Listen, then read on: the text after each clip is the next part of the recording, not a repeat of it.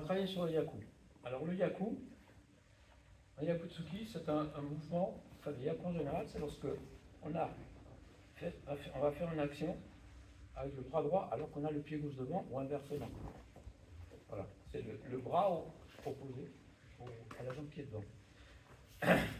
La difficulté, ça va être de réussir à associer toutes les forces dont on va utiliser pour faire le yaku. La première force qu'on va utiliser, elle vient uniquement des muscles, d'accord, des muscles du dos, et de l'épaule, des bras. Voilà, c'est ça. Voilà. Là, j'ai rien bougé d'autre que le bras. D'accord? Il va falloir faire attention quand vous faites votre yaku à ce que le mouvement soit le plus droit possible et que le poing tourne au dernier moment. Vous voyez que là, le poing vers le haut, vers le bas.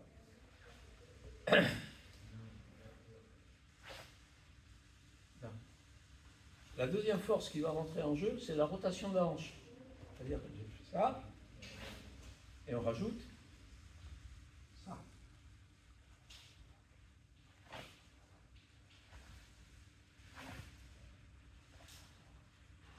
Pousser avec la jambe de derrière. Hein, et la jambe fléchie, on pousse. Voilà, on arrive ici. Et il nous manque un troisième élément, qui est la translation du corps vers l'avant, ou du poids de corps du moins, vers l'avant. Et regardez, je vous montre la distance exprès. Hein. Donc, 1, 2, 3. D'accord? Donc ces trois éléments, il faut les associer, parce que si c'est dissocié, on n'arrive pas à additionner les forces. Trois distances différentes. Donc faites attention à ne pas avoir, au moment où vous frappez, bien évidemment les deux pieds sur la même ligne, parce que si vous faites comme ça, vous voyez bien que vous ne pouvez pas tourner la hanche, d'accord? Donc ici, on part, hop, on revient, on frappe. Donc concrètement, ce pied-là va venir se poser ici, en face de celui-là, de façon à ce que mon frappe vienne ici. La frappe doit intervenir au moment où le pied se pose.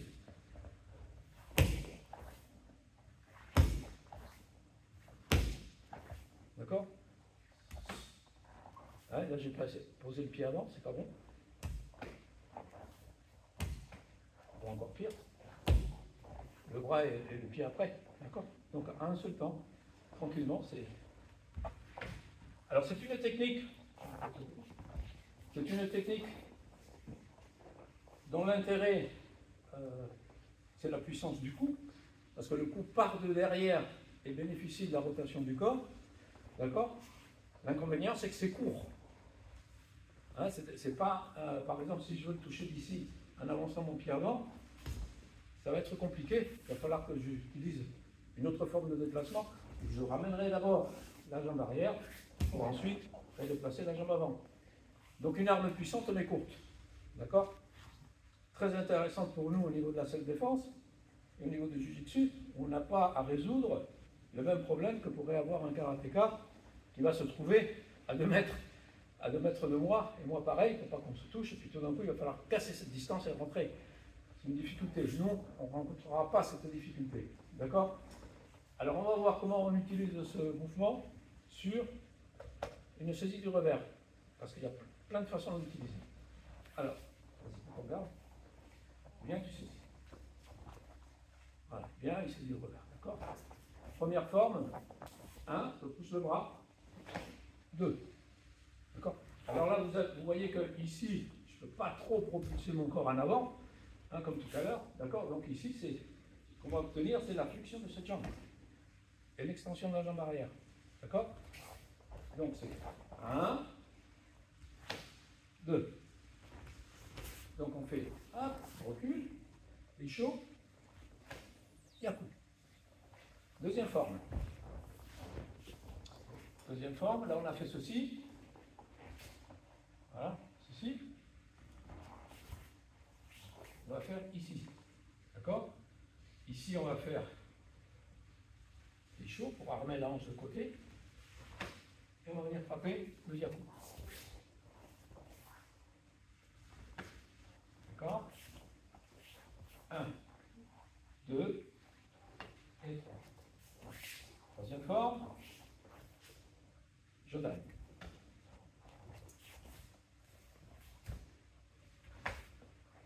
Ok?